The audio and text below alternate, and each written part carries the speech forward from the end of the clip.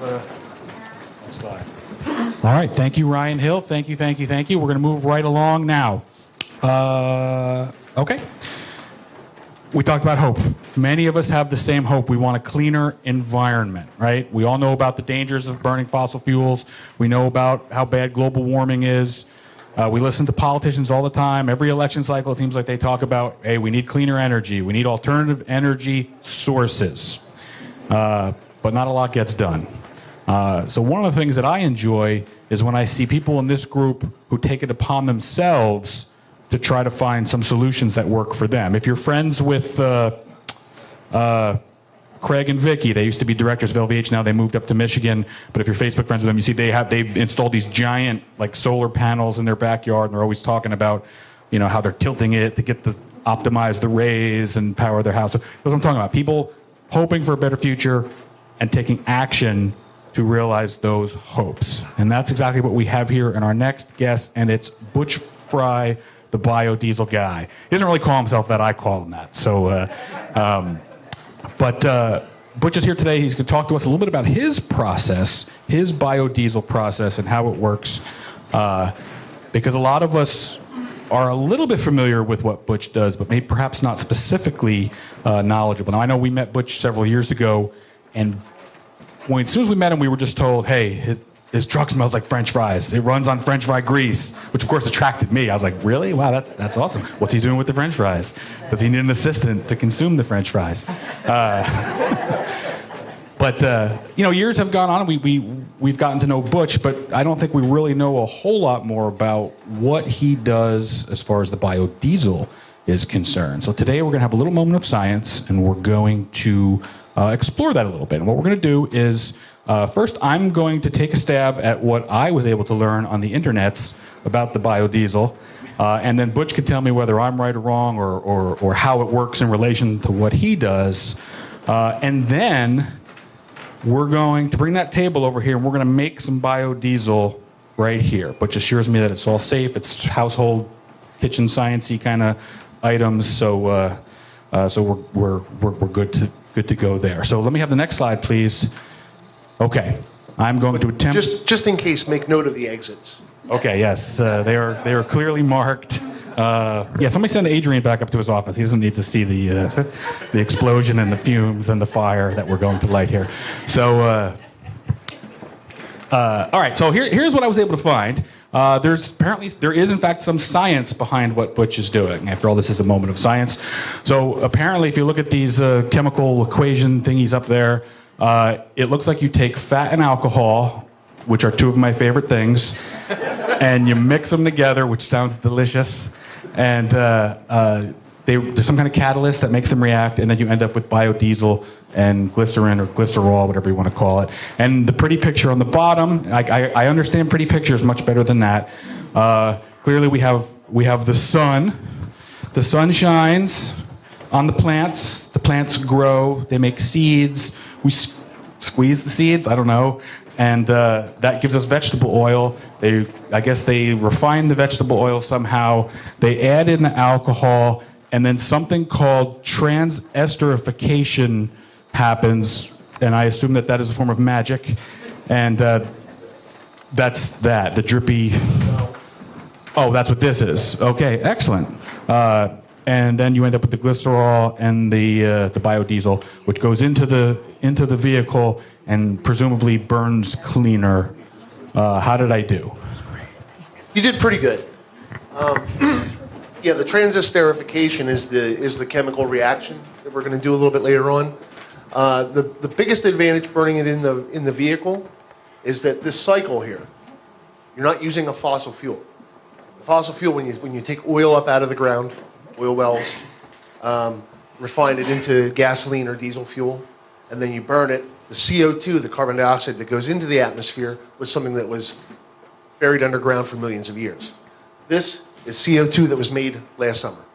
So it's just a carbon cycle. You're reusing the carbon out of the air. When you burn it, it does emit carbon dioxide. There's no way to avoid that. But that carbon goes back into the air and gets put back into the plants and the fatty materials. So it's a very short carbon cycle, and you're not using fossil fuels. You're not adding any additional carbon to the atmosphere that wasn't already there.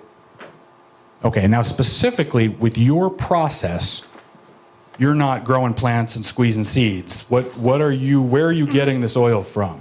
No. The economical way, the way it's economical for me is a long time ago when I started doing this about 10, 11 years ago, I went to restaurants, just local restaurants, and I said, hey, what do you do with the French fry grease when you're done frying the French fries? And they say, well, we got to call somebody and pay them to get rid of it. So I said, well, tell you what, I'll come take it for nothing. And they said, sold.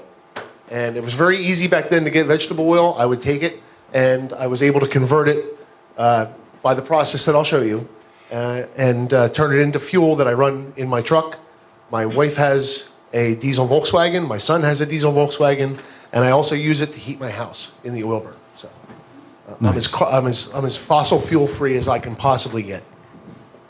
Cool. Now, now as far as the alcohol goes, what is that? What are you using there? That's methanol. Okay. It's wood alcohol. Oh, It's okay. not one of your favorite things. When it says alcohol up there, you can't drink this.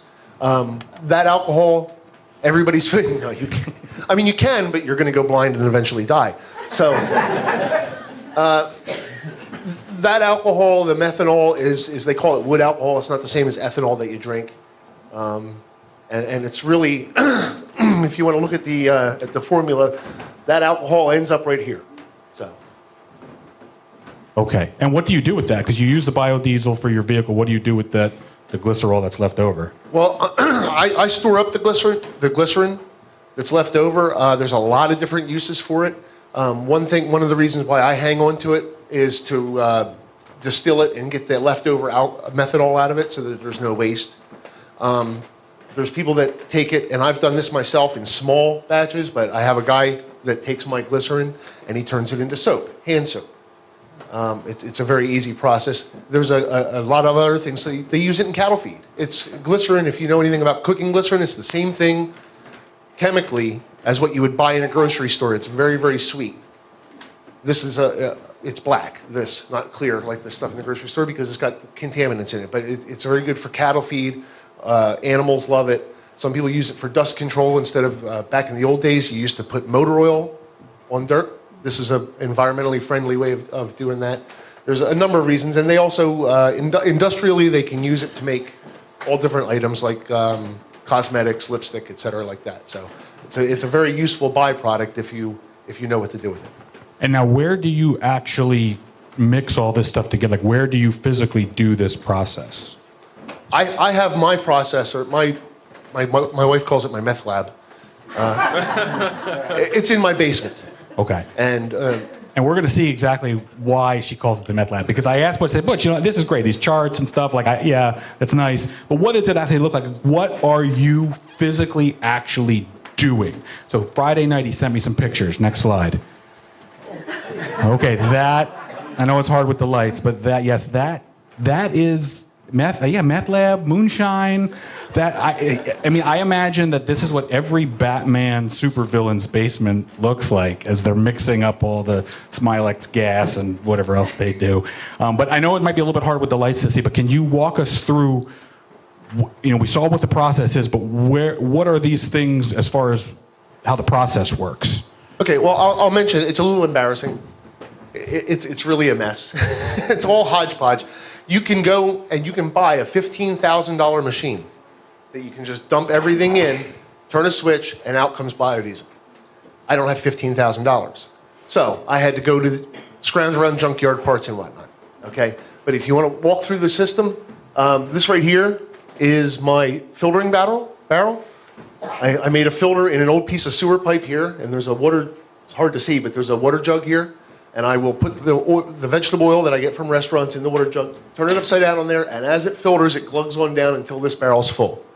Then I have a series of valves and hoses that go over. This right here is my processor. It's an old hot water heater. Just a plain old electric hot water heater.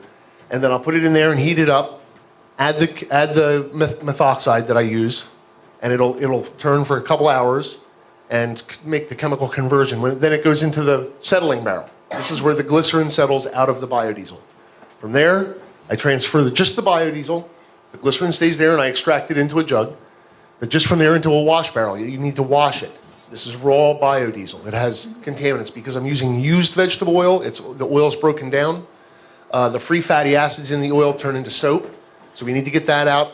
Can't burn that in an engine. So I actually have a water hose that comes down and sprays water in a fine mist down through the biodiesel. Everybody knows oil floats on water. Is that what this is, or No, that's no? Okay, That's this. That's this right here is my drying barrel, and then it's a little hard to explain, hard to see this, but as the water level goes up, as it's spraying in, it comes up this tube from the bottom, and the water goes out and spills out and gets reused in my yard. So after it's washed, I transfer it over into my drying barrel because it's got water infused in it, and then I have a heating element in there, warm it up, and I recirculate it, and that's what's going on up here.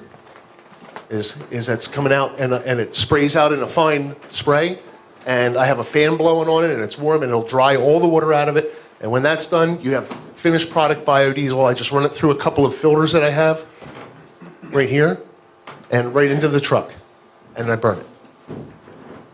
All right. You're right about that, Doc. Maybe we'll take a couple questions before we do the demonstration. If I can get two hulking individuals to grab that table and slide it over here. Kate, you're the first hulking individual. That's a really good question. Biodiesel, compared to what a lot of people call dyno diesel, the fossil fuel diesel fuel, has about 85 to 90% of the BTUs, the power, as regular diesel fuel. So you should experience about a 10 or 15% reduction in mileage from biodiesel. A lot of people don't experience that because biodiesel is a super lubricant. When you're burning it, when you're using it in your engine, it's everything. The engine actually quiets down from using this. So you get a little bit more efficiency out of a lack of friction. And I didn't notice really any kind of a drop. There may be a slight drop, but it's just about the same, maybe a slight reduction. I have something. Okay. Yeah. I was always under the impression that the motor had to be changed in some way in order to run the plow. That's also a good question. I get that question a lot. There's two different ways that you can use vegetable oil in a diesel engine. Rudolf Diesel, back in the 1890s, when he fit the engine, he invented it to run on peanut oil. So you can run it on straight vegetable oil, but you have to convert the vehicle. You're right.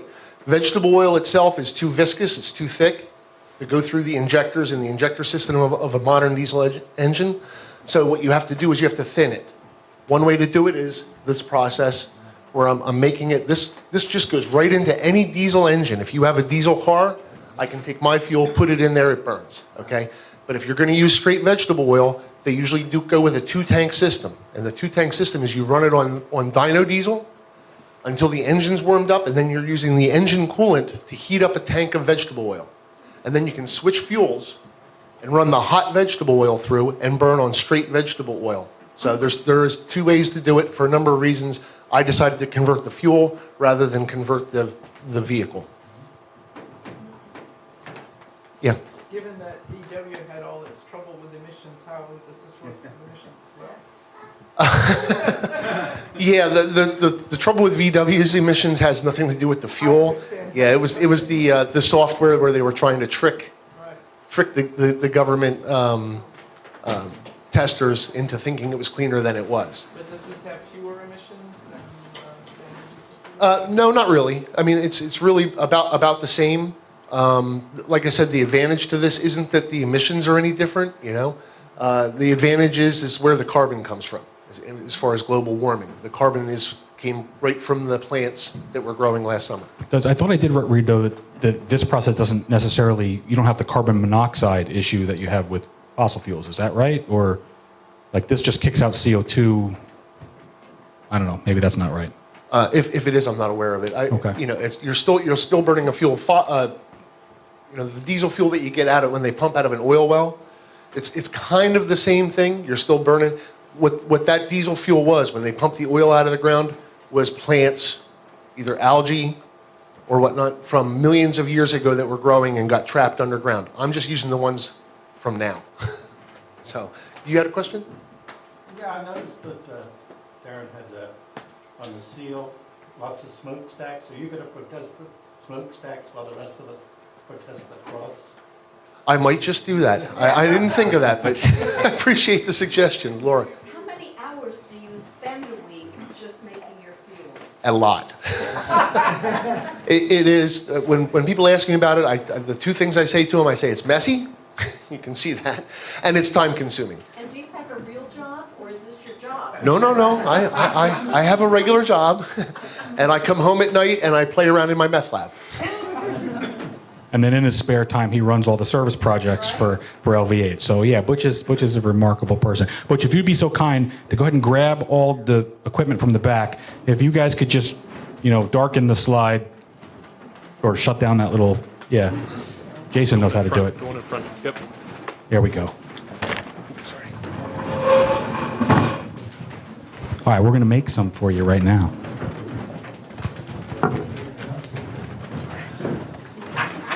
Martha says no, Rick. You can't do that.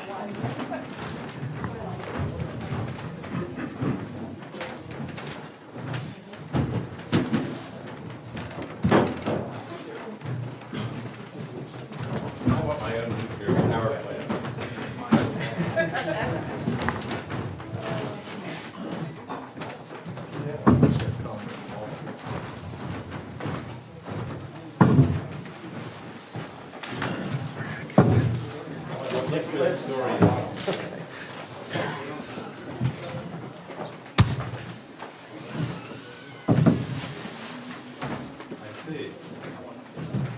Gallagher concert.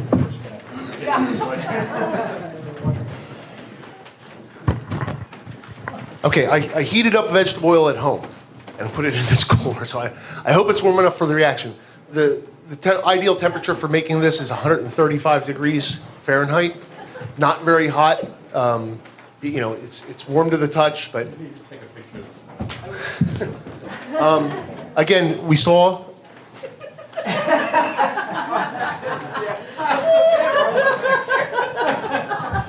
All right, let's do it.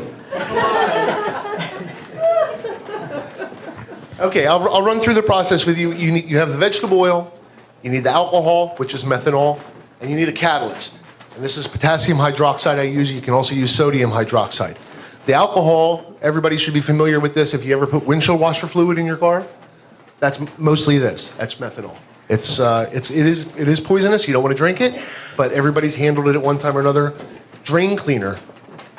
Okay, that's the potassium hydroxide or sodium hydroxide. Most people have some in their house under their counter as drain cleaner, so it's something that everybody's probably handled at one time or another. I'm not sure what Darren is afraid of. I saw those pictures. But we'll try not to have any explosions or any deaths or maimings. All right, I'm ready. Okay, so the first thing I have to do when I make it, I warm up the oil, and then I have to mix the methoxide.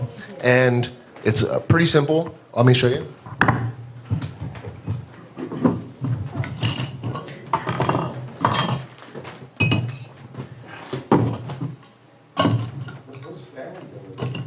Watch. Your kids must get an A in science. When he pays attention. My son started driving. We gave him my wife's old diesel Volkswagen, the old O2. And I said, now, you get two choices. You can get a job and buy fuel, or you can come down and I'll let you use all my equipment and you can make your own. He has yet to make a decision. But this will effervesce a little bit, sort of like Alka-Seltzer, but it'll take 15 or 20 minutes for this to mix in, okay? So I have some which I already mixed. Once you've heated up your oil and you have your methoxide, combine the two. I do it slowly, but for this demonstration, we can just dump her right in. All right, can I do some of this?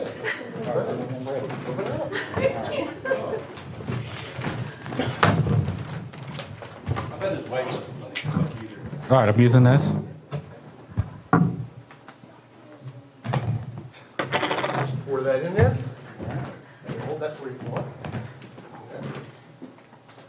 Camera's going. Yep. Still pictures, not video.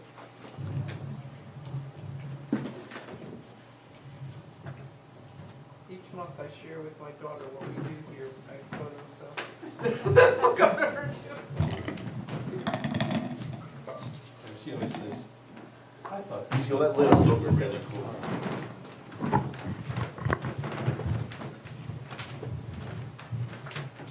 One thing left to do. Shake it. This is when I was in the army, we used to make little bombs like this. You shake them up in a bottle, and then you leave it somewhere. And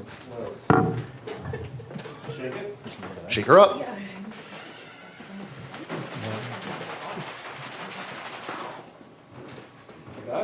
That's good, yeah.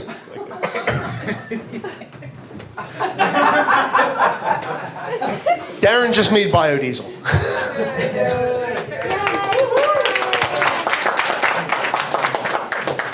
Now, again, ordinarily, I have this, a pump running, and I'll recirculate this for about 2 hours. We really don't have time to do that. We can keep shaking it. What I expect to happen, this takes a little while. Maybe we should set this off to the side somewhere, and anybody can come look at it. But this will start to separate into 2 layers. And you'll have biodiesel on top, and that glycerin on the bottom. And that's what it looks like. I don't know if that level is clear.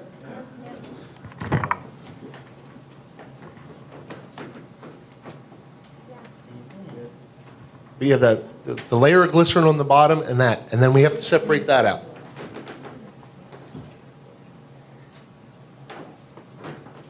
And that's kind of what it looks like after you got just the biodiesel. This stuff hasn't been washed yet. So would you mind washing a batch for me, Darren? how do we do that? Add water. Oh, I need to put my thing. Can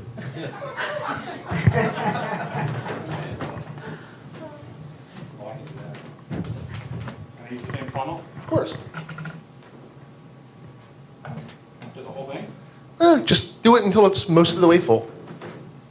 Lemonade. It's not lemonade. Oh, it's helping. Would you say now? Yeah, just keep going.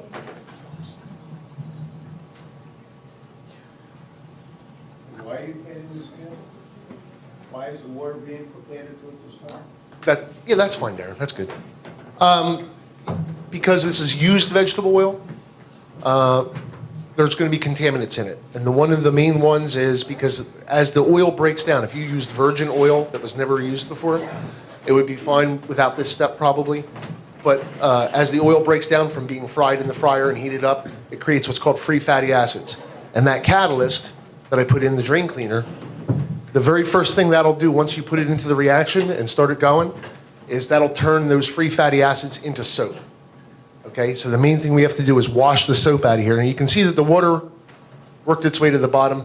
Not quite as much as you would expect because some of it's in here at this, but you can go ahead and just tip that back and forth a few times, Darren. And you see how clear the water is? Go ahead and just tip it over a few times.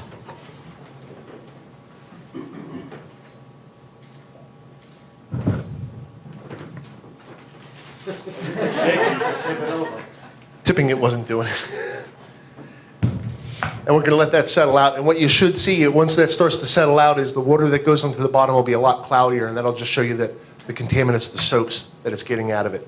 And once that's washed, again, you have to go through the process where I have to dry it. Water in your engine is not a good idea. So the way I do that is with that spraying setup. Only takes a couple of hours. It actually evaporates pretty quickly with the setup that I made because it sheets it out.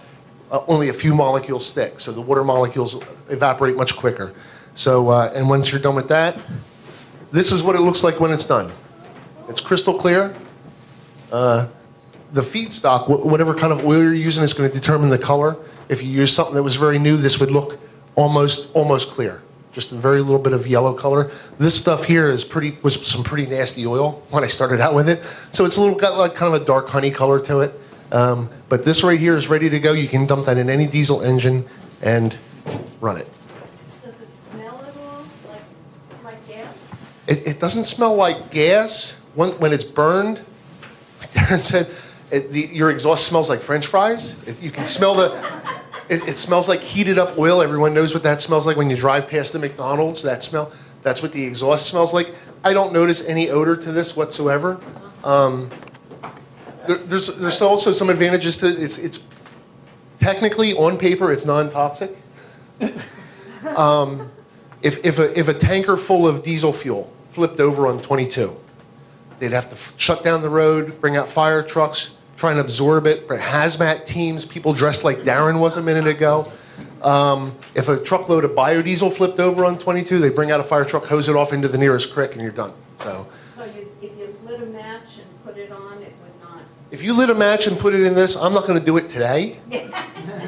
The match would probably go out. It's not very volatile at all. Diesel fuel compared to gasoline is not volatile. Gasoline has the fumes, and it's explosive. Diesel fuel itself is not. Biodiesel is even less volatile. So if you threw a match in there, it would probably put the match out. It will burn, obviously, otherwise I wouldn't be able to use it. But I'll tell you a little story. I took my buddy wanted to try some in his tiki torches. Okay, he had those tiki lamps around his place. He was having a big cookout and a party. So he asked me to bring some biodiesel. So, it looks a little bit like that, It's clear, it's kind of dark, kind of whiskey colored, right? So I thought it would be fun. I put some in some moonshine jugs, with the little handle. So I brought this moonshine jug. I show up at my buddy's picnic, set it down. His father-in-law, fellow I know, his name's Harold.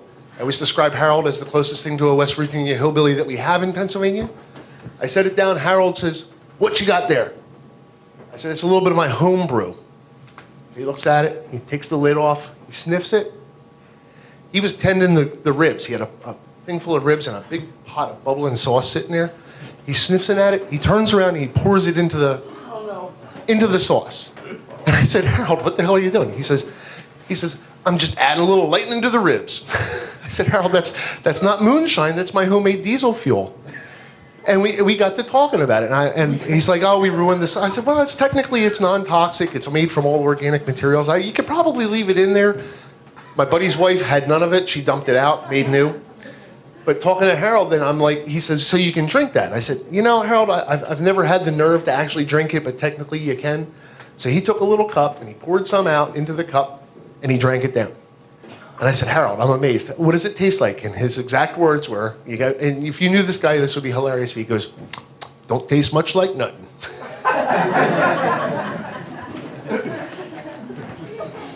All right, ladies and gentlemen, let's hear it for Butch Frei, the biodiesel guy. All right, so Butch, we need to get this stuff out of here. Then I'll need somebody. Where's my hulking strong people who can move the table out? We're gonna move to our final segment. Before we do that, we do have bills to pay. Obviously, we talked about we're renting an office upstairs. We've moved into this building. We do have some overhead, so we're going to pass the basket. And if you're so inclined to help us out by making a donation, we appreciate it. Something to consider: the money that normally we would have to pay the brew works, to rent their facility. The money that we pay to rent the office, it all goes to pay the mortgage for this building. That's what they're using that money for. So it's a good cause as well. So that's.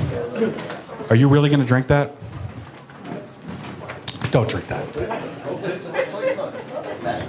Will that be any different after?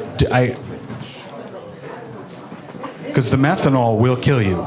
There's no methanol in here. Oh, okay. Wash and dry all the methanol, all the catalyst, everything's out. This is pure biodiesel. Wait, Alex, do you have a doctor in the house? How many gallons do you make? Is our insurance paid up? I will say this, for you were all witnesses, I told him do not drink that. And he acted against the instructions. So The question was, how many gallons do I make? I used to keep track of it online, and I don't anymore. It's been tens of thousands of gallons I've made. I've been doing this for 10 or 11 years. Every time I make a batch in that hot water heater, I make 80 liters, which is about 21 gallons. So, and I'm usually making 2 batches a week just to feed keep my truck in fuel. And leftover stuff goes into the oil burner tank. So, yeah, I'm making about close to 100 gallons, or 40 or 50 gallons a week is how much I make. And that's really all I have time to make. It is very time consuming. You should move closer to your job. I agree. I agree. If there's anybody in my neighborhood hiring, I'm going to be there. So. Where do you work? I work in Chalfont. I'm a truck driver and an equipment operator for an excavating contractor. So I drive about 40 minutes each way to work. I would like to be a little closer to home, then I wouldn't have to make as much fuel. Where do you get your oil now? Do you still get it from restaurants? I get it from restaurants. I have several restaurants that I go to. Some provide me with more than others. I'm always looking for more sources, but the fact is, when I collect the oil from them, when I go to a restaurant and say, I'll take your oil, I have to use it. There's no way to store it, so I'm producing it. I can't sell this because for tax reasons. I'd be responsible for collecting road tax, just like you'd pay so I don't sell it, but I do give a lot of it away. I have neighbors who have diesel vehicles. I have friends that are in trucking, and anything I have left over, I make sure all of it's used. So yeah, all the vegetable oil I collect, I convert into deep biodiesel, and it always gets used. Butch, how about the MPG? Miles per gallon, I addressed that earlier, but it's about the same. It is the same? Technically, it should go down a slight amount because there's fewer BTUs in biodiesel than in dyno diesel. Right. But I never experienced it enough to notice it. It should be about a 10% decrease. So if you're getting 20 miles to the gallon now, you should get about 18, but it's a better lubricator. This lubricates the system, and that'll increase your mileage a little bit. I agree. Yeah, Eve. If you have a gallon of cooking oil, how much biodiesel do you get? It's about 1 for 1. It's about 1 for 1. It all depends. I mean, the chemical reaction that you saw up there is 1 for 1, but because it's used oil, the stuff that I told you that turns it into soap, and I have to wash the soap out of it, that can reduce the yield a little bit. If I don't figure out my chemicals, I didn't go through the whole process on how I figure out how much of each thing to add, but I have to do tests on every batch and do the calculations. And if I put too much catalyst in, it'll turn more of the fuel into soap and whatnot. So it's approximately 1 to 1, but it's never exactly 1 to 1. How would you use it for, let's say, home heating oil? Do you use oil? I just put it in the tank. I had to do a couple conversions on my furnace to make it so it was usable, because you just need to get a little bit better atomization. Not to get into a whole long story, but I just have a regular oil burning furnace, and I use this in it. And I had to tinker with it a little bit. There were some cold showers early on when I first started doing it. But one more question, and then I see we have to get going. Yeah. It has been done commercially. Willie Nelson was doing it down in Texas. A lot of it's logistics. There was some discussion earlier on. Darren pointed out to me about the ethics of using up farmland to grow fuel. But there's a lot of different places that are trying to make it out in the desert with genetically modified algae that can create a lot of oil. There are ways that it could be done, and hopefully it does expand in the future. So, thanks everyone.